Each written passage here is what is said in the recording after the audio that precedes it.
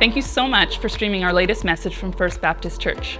Here at FBC, our mission is to lead people into a growing relationship with Jesus Christ. We do that by thinking big, thinking small, thinking in, and thinking out. We hope that this message helps you as you continue to grow in your faith. If you would like to stay connected to FBC, you can visit our website at fbcloyd.ca, look us up on Facebook and Instagram, or download our free mobile app. Now here's the latest from FBC. Enjoy.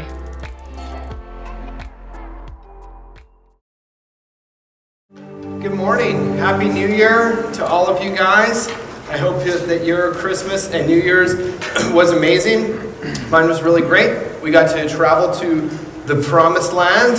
Of course, you know that I mean Calgary, Alberta, where I'm from. It was awesome. We also, Taliesin and I decided to go to the Third World. Took a little bit of a trip to a developing nation. And by that I mean Manitoba, where her family lives. If you don't know what I'm talking about, here's a little picture. When's the last time you saw one of these? Like, you can't even pay at the pump, you know? You get your gas, then pay after. I was walking in thinking, they probably don't accept Apple Pay here. And I was like, maybe I should take a flashlight in. I don't know if they have electricity. Now, you might think, oh, that's like out in the middle of nowhere. This is the 4th largest city in Manitoba, which you've probably never heard of because it's Manitoba. Anyways, we had an awesome time. I hope your time was great. I hope you're excited to be here this morning. I sure am. Normally on a Sunday, I'm pumped to come to FBC. I woke up this morning, we're having some issues with our furnace, and it was 12 degrees in our house, so I was especially excited to come see you guys today to share some of your body warmth with me. So, last Sunday, if you were here, we kicked off our New Year. Gord was speaking on New Year's Day, and it was the best sermon of the year so far, and even still probably after first service today. And it was great. Doug and I get up here, we burn each other, we make fun of each other, but Gord, he got up here and he made fun of himself, and so I think that was kind of a passive-aggressive way to show us how to be more mature and humble. So I'm really pumped for 2017. We've got some cool things coming up. We've got the year planned out. And I actually just wanted to spend a couple minutes this morning just telling you guys about the next few months and what we're doing.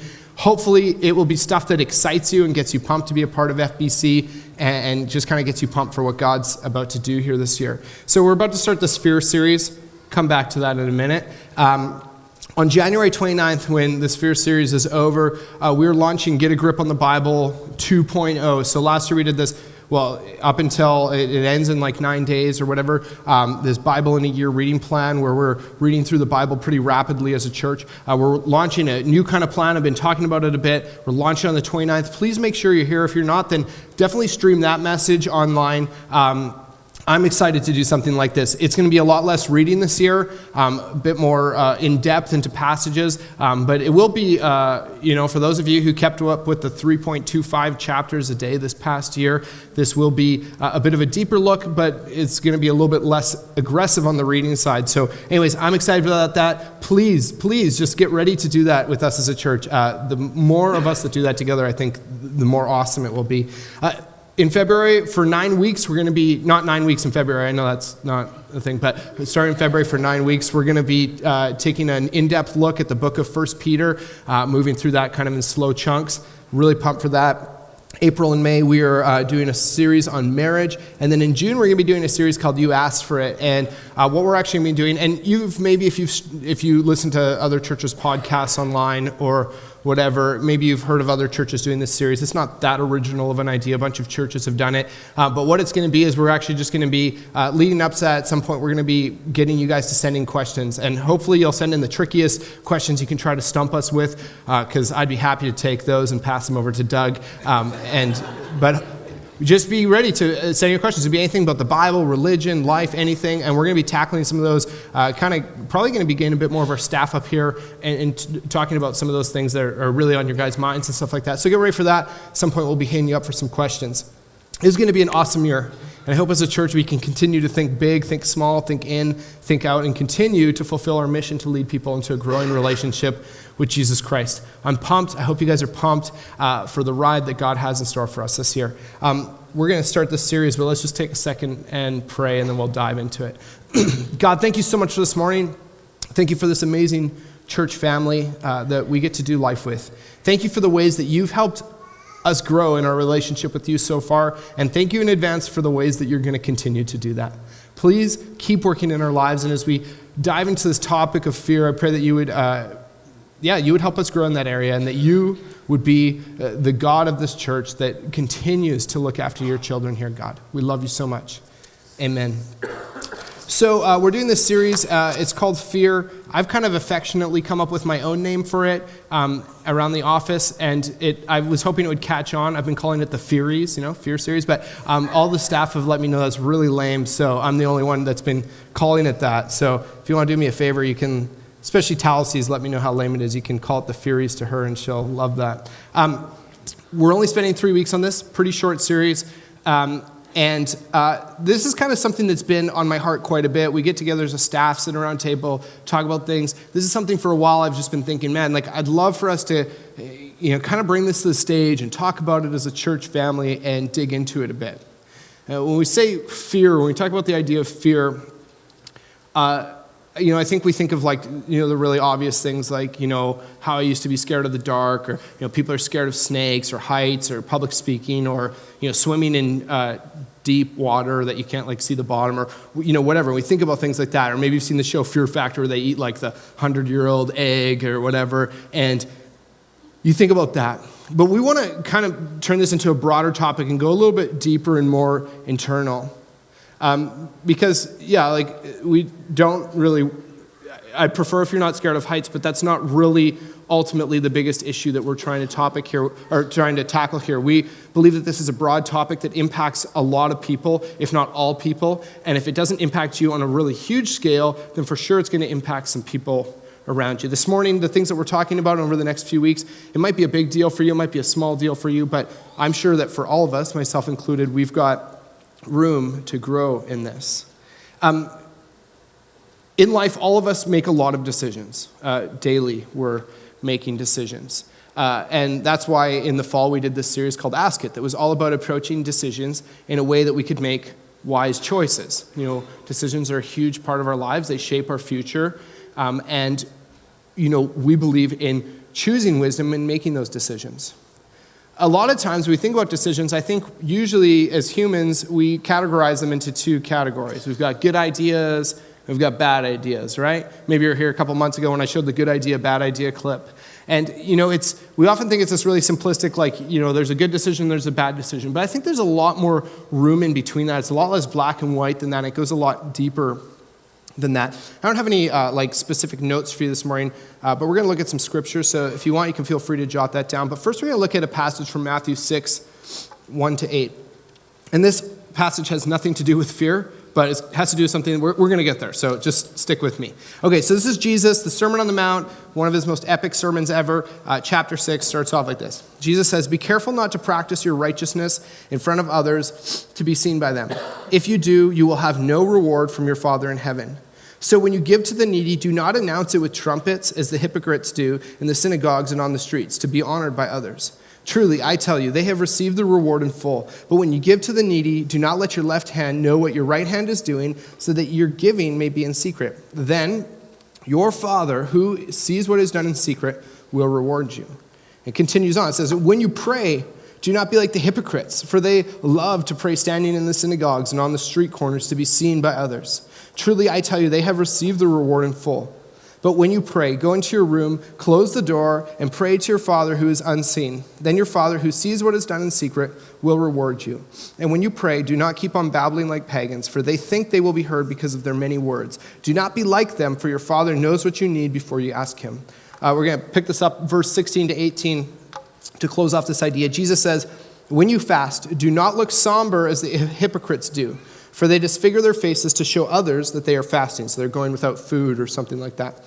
"Truly, I tell you, they have received the reward in full. But when you fast, put oil on your head and wash your face, so that it will not be obvious to others that you are fasting, but only to your Father who is unseen. And your Father who sees what is done in secret will reward you." So Jesus here is talking about righteous acts. He's talking about praying, fasting, giving to people who are in need. These are good decisions. Like arguably, if I came to you as like, hey, you know what? I've decided to like take a break from social media. I'm fasting from social media for a while to just kind of like clear my mind. I spent a whole bunch of time praying instead of going on social media. I've been like giving lots of money to those who are in need and doing all kinds of other righteous acts, good things. You'd be like, wow, that's really good stuff.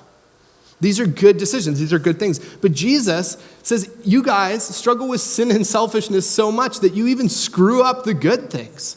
You know, it's not just like, oh, you're sinning when you're doing bad things, but he's like, sometimes, I have this picture of someone blowing a trumpet every time they give to the needy. Like, if someone here, every time they put money in the offering plate, busted out a trumpet and blew it, we would kick them out. But someone announcing and saying, hey, check me out. Like, if someone stood up to an offering, like, hey, $100, check this out. Boom, throwing that in the plate, you know?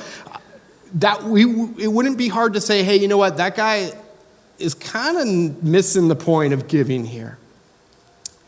We often think it's good decisions and bad decisions. I think it goes deeper than that. I made a chart. Actually, Talcy made the chart, and if you look at it, you would know that she made it because it looks really nice, so obviously I didn't make it. But this is kind of how I broke it down in my mind when I read this passage. You've got good decisions up top, and you've got good reasons for making those, but sometimes you've got bad reasons for making the good decisions you make. And then you've got bad decisions on the bottom, which are just bad. But, you know, even sometimes when we're doing the things that we think are good, because of the grip that sin and selfishness has on our hearts, we still continue to do these for wrong reasons, maybe to be noticed by others, or maybe we think we're earning favor with God, or to make ourselves feel good about ourselves. God says, I want you to pray, I want you to give, I want you to do good things. But check your heart. Do these for right reasons. It's an interesting passage. He's talking about good stuff, but he's throwing out warnings. Like, when you pray, be careful. I think that with decisions, so much of it is motivated by our own selfish desire. We grapple with sin, you know. So often we make decisions. It's, what do I want? What would benefit me? What would I like? What would I enjoy? What would be most comfortable? Not what would honor God? What would be beneficial for other people? So ultimately, I think when we make decisions, we struggle with selfishness. I think there are many sub-factors that inform and impact our decisions and make our decisions for us. And sometimes some of these sub-factors are good, like how you want to honor God, how you want to serve others. Those would be good reasons to make decisions. But then we also have bad reasons for how we make decisions, bad factors that inform and shape our decisions. There are two that really stick out to me. This is kind of theoretical. This is my theory. If you come up with other ones that you think are stronger, you can come let me know. It might be a little late for the message, but what I think is that I think two of the biggest factors that inform our decisions, one of them is money. You know, so often our decisions are shaped and made for us because of how we view our bank account. You know, we say, you know, I'd love to give more. I'd love to do more. I'd love to go on that mission trip. I'd love to serve at camp. I'd love to volunteer. I'd love to, you know, do this thing for my family. Like, my family would really benefit from this. But, yeah, money. And don't get me wrong, I think we should be financially responsible. But when your decision-making process is selfish and starts with focus on your bank account rather than focus on the God who owns the entire universe, including your bank account, you've chosen a bad starting point to inform your decisions. Another one that I think is huge, and this is where we get back on track with where the series actually is fear. I think our fear shapes so much of our decisions. And again, I'm not just talking about like, you know, I'm scared of snakes, so I'm not going to go on that mission trip to Africa or something like that, which Talcy is very scared of snakes and goes on mission trips to Africa, okay? But going deeper than that, into like our own insecurities, our internal fears, those things on the inside that you can't really see but continue to shape how or why we do things. You know, our fear of failure, our fear of what others think. I mean, how many times have you or someone you known chosen to not do something or not try something or not stand up and do the right thing because you're just afraid that you'll fail or you won't be good enough or you won't measure up? How often have you tried something and just been like, oh, that was really rough, it's embarrassing, I'm a disappointment. So you choose to shy away from that and not persist and not try. This week, Doug and I have kind of been calling it Thesis Week. We didn't title it that because that's like a really bad title, but kind of just unpacking kind of a basis and foundation of the series. In the next 2 weeks, we'll talk about some more specific stuff. Next week, Doug is going to be talking deeper about our decisions in the context of fear and how those shape our decisions in a way that is not very healthy and doesn't have our best interests in mind. I just want to, before we continue on with this morning, we got a bit more to talk about. I just want to throw out a bit of a disclaimer. There are probably people on all ends of the spectrum with this topic. When we talk about fear, when we talk about insecurity, self-doubt, fear, that kind of thing inside, there are probably some people who are like, that's not really a big factor in my life. There's not a lot going on. I would suggest that I don't think there's anyone that's completely free from that. And not every series we do here, caters to every single person. We hope that we hit on enough topics that can cover off everyone and give people opportunities to grow. But I think even the strongest people in the room probably have ways that they can continue to grow in their security and putting fear behind them. On the other end of the spectrum, maybe you're hearing me start talking about this and you're thinking, Ryan, that's my life. Anxiety, depression, fear, insecurity, self-doubt, self-worth issues, that's every day. Maybe it freaks you out that we're talking about this. And I just want to say, we want to be as sensitive as we can while still being diligent with bringing truth to you. We understand, and we appreciate medicine. We appreciate counselors and psychologists, and we think that's all really good. But we do believe that the Bible and the God of the Bible has some steps that to offer you that can help you grow in this area no matter where you're at, whether you're on one end of the spectrum or the other. We don't want to offend you. We don't want to make you feel belittled by that, but we want to encourage you to continue to grow in that area. We think it's, like Barry's saying earlier, growth in that area is one of the biggest, most epic steps you can take in your relationship with God. We don't think that over these 3 weeks, we're going to solve or cure all the struggles that we have with this. We never think that with any of our series, just to set that clear. A few months ago, I was talking about sexual purity. I didn't assume that everyone walked out of the church afterwards. It's like, I will never have lust again. I will never look at porn ever again. We don't assume that that's how it works. We hope to encourage you and inspire you to take some baby steps. We're good with baby steps here. We're not looking to just every Sunday throw you out of the nest and be like, start flopping or you're going to splatter on the ground kind of thing. We're okay with that little step that you can take that can continue to inch forward towards what God has for you. And sometimes you'll take some big steps, and that's exciting. But those baby steps, sometimes those are some of the most important steps to get you moving. So anyways, disclaimer aside, we're going to look at a passage in 1 John 4. If you struggle, it's from verse 15 to 18. If you struggle with fear and insecurity, this is an intense passage, but I didn't write it, so you can't be mad at me for that. So this is what it says. It says, if anyone acknowledges that Jesus is the Son of God, God lives in them and they in God. And so we know and rely on the love God has for us. So in week 3, we're going to come back to this idea of relying on God's love. And it goes on in verse 16, it says, God is love. And I love this statement. No pun actually intended, but this is an awesome statement, and it's repeated here from 8 verses earlier in the same chapter. God is love. There are a lot of things that we said about God's character. He's just, he's merciful. He's also, you could take from the Bible that God has a wrathful side. God takes sin seriously. He punishes and all that. But all the attributes that we talk about in the Bible, it always talks about how God has an attribute. Whereas here, when it talks about love, it says that God actually is love. And to me, that's really cool because I know that when I experience love in life, I'm not just experiencing a gift that the giver has to give, but I'm actually experiencing the giver himself. I'm experiencing God himself. Whoever lives in love lives in God and God in them. So these first 2 verses paint this picture where God has created you for this tight, knit, intimate relationship with him, where he'll live in you, you'll live in him, and the result is true and perfect love. Continues on, it says, this is how love is made complete among us, so that we will have confidence on the day of judgment. We're going to come back to the idea of confidence in week 3 because in my perspective, confidence and fear are kind of opposing forces, and we're going to kind of move towards that over the next couple weeks. In this world, we are like Jesus. There is no fear in love. And this verse is heavy, but perfect love drives out fear because fear has to do with punishment. The one who fears is not made perfect in love. So if you struggle with fear, don't just read this verse and kind of write yourself off and be like, well, I'm not made perfect in love. There's no fear in love, so I'm out. The book of James says that we all struggle in different ways. You got sin, you got issues in your life, you got struggles, you got challenges. Awesome, welcome to the team. We all have that. But if we actually talk about it and face it and get some conversations going about it and look at what God has to say about it, then we can move forward in that. Verse 18 says, fear has to do with punishment.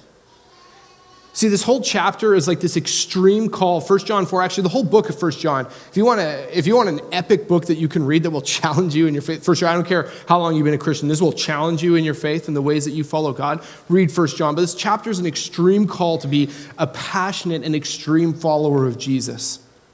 And so it uses extreme kind of idealistic language. And what it's saying is you should follow God, you should live for him no matter what.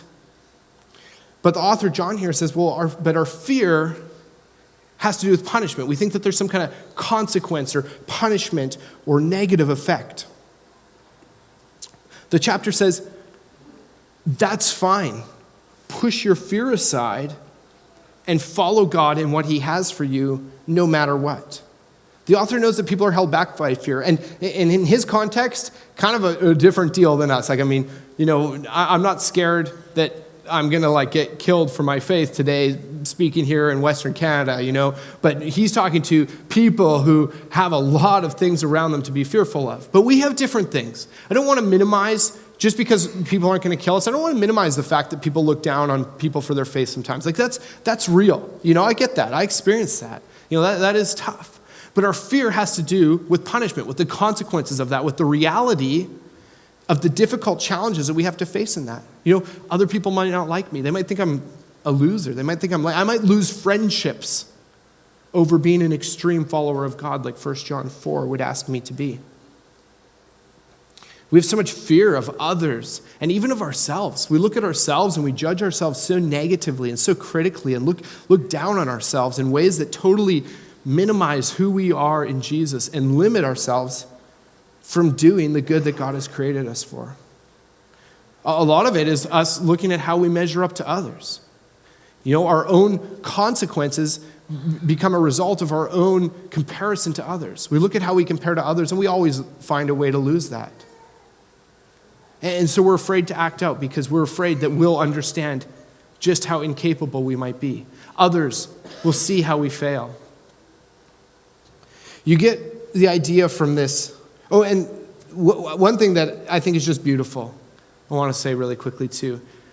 In regards to fear of failure, which I'm sure if I asked for a show of hands, most people would say that at some point or another they struggle with the fear of failure, not being good enough or not measuring up in some regard. The beautiful thing about this is that God never calls us to be perfect in what we do. What he calls us to do is to try to perfectly obey and trust him, regardless of the outcome. To just perfectly obey and trust him. He's not asking us to be perfect in what we do because he knows we can't do that. You get the feeling from this passage and from tons of other passages in the Bible we'll be looking at more over the next couple of weeks, that God's desire for us is to be set free from fear. And I know that's a really simplistic statement because we're not just going to stand up. I mean, God can do miracles and God can do crazy things, but most of us aren't just going to stand up at the end of today, go grab a donut after church and be like, yeah, no fear again, ever in my life. I wish that was how it worked.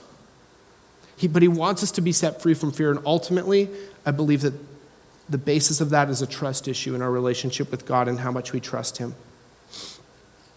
When I think of fear, when I was thinking about this message, I kind of got this picture of this epic action movie. And it gets to the point where, it's like the action hero has to do the suicide mission, or else, there are people in the burning building or they're in the war zone and he has to go on the epic hero mission. He'll probably die, but if he doesn't, then they'll have a good Hollywood ending, so we know that's actually what will happen. You get a picture of Rambo with a machine gun, no shirt, blood spattered all over him, spitting out his cigar and just looking at the camera and saying, it is better to die trying than to live and not try at all. And maybe that's a really cheesy picture.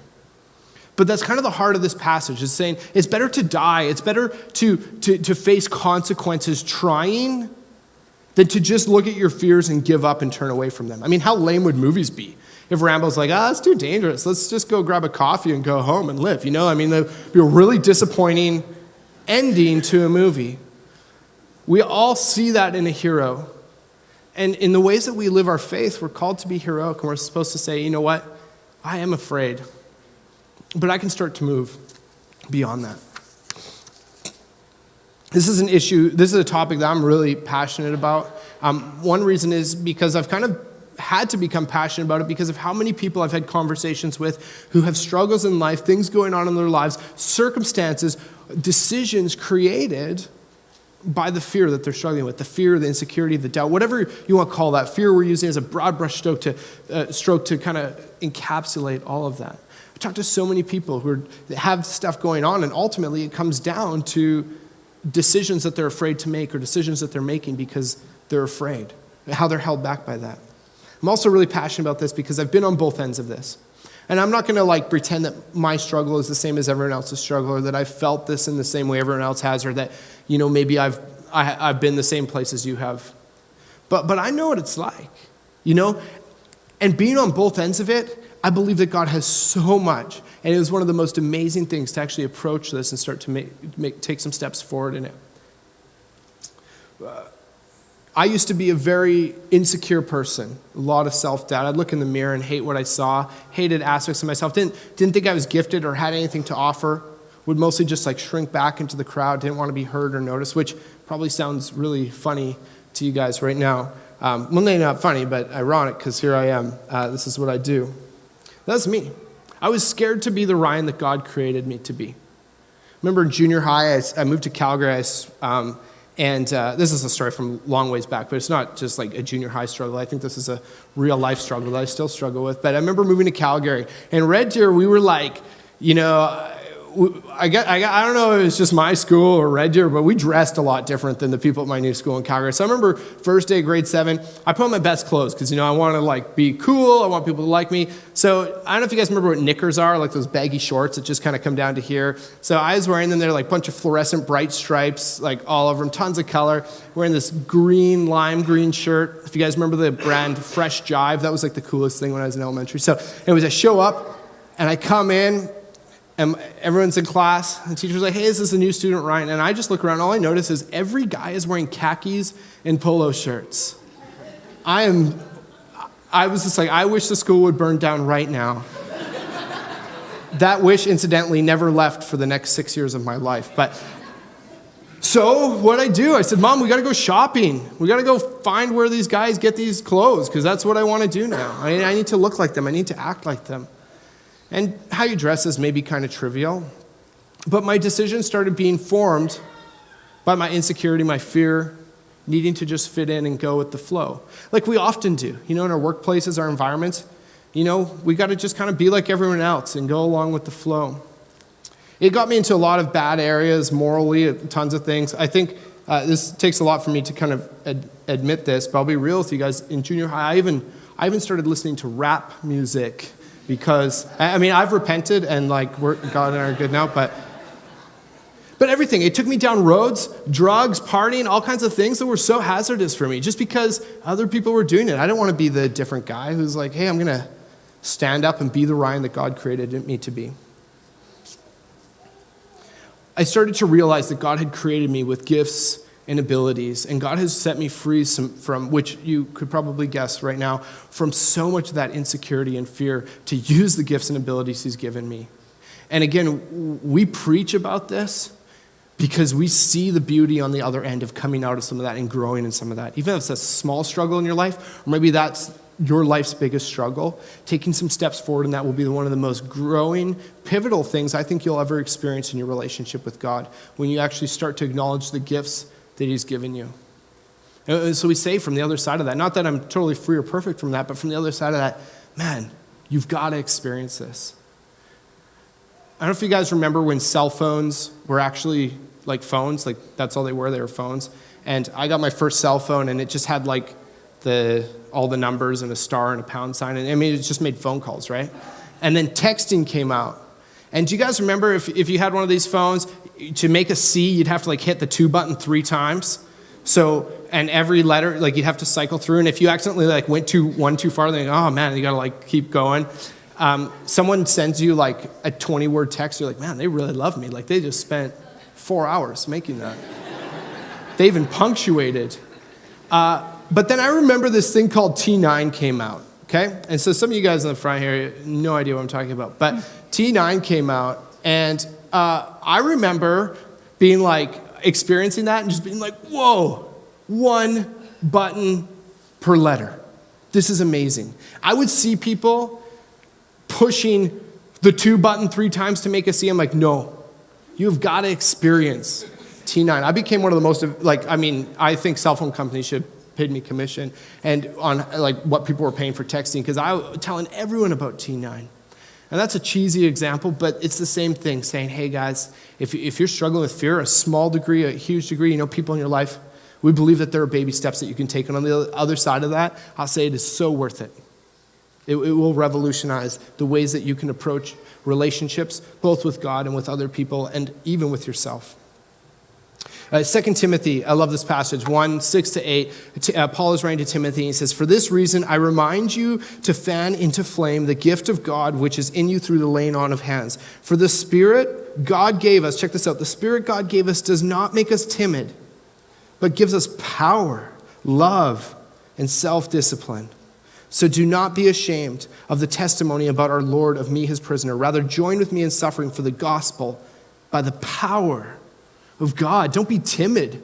Have power. Remember, this love is the thing that drives out fear, sets people free from fear. This is what God's Spirit is all about. Other translations, instead of saying timid, they talk about fear or fearfulness. They say, don't be afraid, or some of them even talk about being shy or a coward, which is really strong, intense language. But on the other end, some translations talk about strength or boldness. We do struggle with fear as human beings, but God offers us a spirit. It says, I can help you grow. Even if you have a medical situation going on, and we acknowledge that, we know that that's real. We know that some people have biological, medical struggles going on in this regard, and we're not, like, again, I'm not thinking that my talking is going to cure that. I know that God can, but I know that for sure he will, if you partner with him, give you steps that you can take towards having boldness rather than fear, strength and power rather than timidity. God has shown me the boldness and confidence I can have because of him when I place my trust in him. We have this problem, though, where the world that we live in continually, always, at every turn, perpetuates and promotes fear and insecurity and insufficiency and a low perspective on yourself. Everywhere you look, advertising, media, things people say on your social media, it's full of it. Even, and don't get me wrong, I love Disney. We have like a Disney license here. We show Disney movies, so I'm not saying go home and smash all your Disney movies, but even Disney movies, look at what the princesses look like. Look at how they shape them in a way that, and it's not just the princesses. The first movie I saw in theaters when I was a kid was Beauty and the Beast. Gaston, I could spend every day in the gym. I will never look like Gaston. Those girls say no one this like Gaston, they're right. I can't. And that's silly. But when you have a continual message at every turn that's saying you're not good enough, your life is incomplete, you're inadequate, you don't have enough, you're empty, starts to give you this idea that maybe that's true, but it's a lie. And I think our world and media has painted it as a really false sense of humility. They call it humility to lower yourself and to put yourself down and to view yourself as junk or garbage. And I'll say today that I think that is one of the biggest lies our world has to offer us. It is so untrue. That is not what humility is. That's easy. And humility, I'll tell you one thing about humility, it's not easy. If you at some point think you're being humble and you're like, oh, this is really easy, you're probably wrong. And you probably need a friend to tell you that's not humility, because humility is really difficult. True humility is understanding where you actually stand in the eyes of God. True humility isn't saying I'm worthless, junk, I'm garbage, I'm not good enough, I can't measure up, I'm not as good as others, whatever. It's not putting yourself down. It's humbly coming to God and saying, even though my mind wants to tell me all these things and the world wants to tell me all these things, I'm going to humble myself and trust whatever you say rather than what I think and what I feel. That's humility, and that is hard. As someone who's struggled with insecurity and fear a lot in life, I'll tell you that is. It doesn't get much harder than that. I'm going to make a statement really quickly, something that I believe. I think it's an intense statement. It's almost kind of offensive statement. And I say that because I kind of find it offensive. And so it's my statement. And so if you don't like it and you find it offensive, you can come talk to me afterwards, and I'll probably disagree with you and be like, yeah, I'm offended by it too. But I think it's true, and we want to be able to get up and say things that we think are really true. This is what I believe. And hopefully you can stick with this idea for the next few weeks, and hopefully it will take us to somewhere where God will help us continue to grow. I believe, I'll start with this on a personal level. I believe that areas of my life where I struggle with fear, insecurity, doubt, areas of my life where I struggle with fear ultimately shows me areas of my life where I struggle and fail to trust God. Say that one more time. I believe that areas of your life where you struggle with fear are areas of your life where you struggle to trust in God. I know that's a heavy statement, and I know that sounds too simplistic and is like, it's like, well, you're saying I don't trust God? I am saying that you, me, everyone, we struggle with trusting God, and those two are working in opposition together. And the more that you actually trust your life, your decisions into the hands of a God who is love, the more you will grow and conquer fears. Baby steps. Remember, we're good with that. The world offers a lot of lies, and those lies, I believe, have one mission, and that's to hold you back from the significance God created you for. Some of you hear that, and what you hear me talk about your life being significant, and you struggle to think, yes, my life was created for significance. And I can assure you that your life was.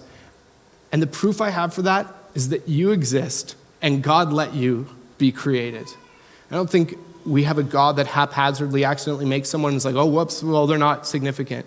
We have a God who crafts you, puts you together, and creates you for significance. He gives you gifts to use them and to change the world. I think about myself 10, 15 years ago. I hope that in the 2 years I've been doing this preaching thing here at FBC, that at some point, something I said has encouraged or inspired or motivated some kind of growth in faith for at least one person. And if it has, then I'm happy with that. But I know for sure that 10, 15 years ago, if I stayed where I was with my fears, my doubts, my insecurities, then I would never be up here doing this. No way.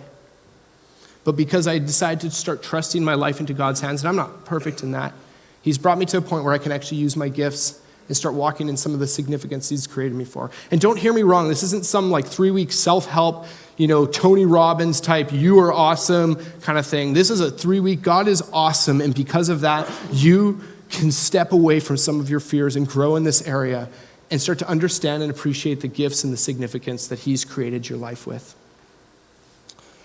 We're about to sing the song that we sing at camp. It's called Not As Strong. And we usually sing it for younger kid weeks, but it's an awesome song. And we're going to be singing it a bit throughout this series. It's a sweet song, and I'm going to read you one of the verses and the chorus. The verse says, even when I feel alone, I know you're near. Through the raging storm, I will have no fear. Though I may be small, you are strong, and you'll carry me all of my days. God, you can be assured, is near, and He will carry you and would love to carry you as much as you will trust Him to. And then the chorus says, I'm not as strong as I'll be, but I'm growing. I'm not as strong as I'll be one day. But my God, He is faithful, He's strong, and He's able, so I'll never be afraid. That last part, I'll never be afraid, let's be real. When we sing that, that's not actually really true. That's an ideal. That's where I hope that we can head and strive towards. I think a lot of songs that we sing are kind of like that, ideals that we're striving for. We want to get to a point where our fears aren't a part of our life, but trusting God is what completely consumes us. But it says, I'm not as strong as I'll be, but I'm growing. I'm not as strong as I'll be one day. And I believe that for each and every single one of us. That as we continue to take steps and let God lead us and trust ourselves into His hands, that one day in Him, because of His strength and because of how big and amazing He is, we will be stronger and we will be freer from our fears than we ever could be without Him. So we're going to sing the song and then we're going to go eat some donuts.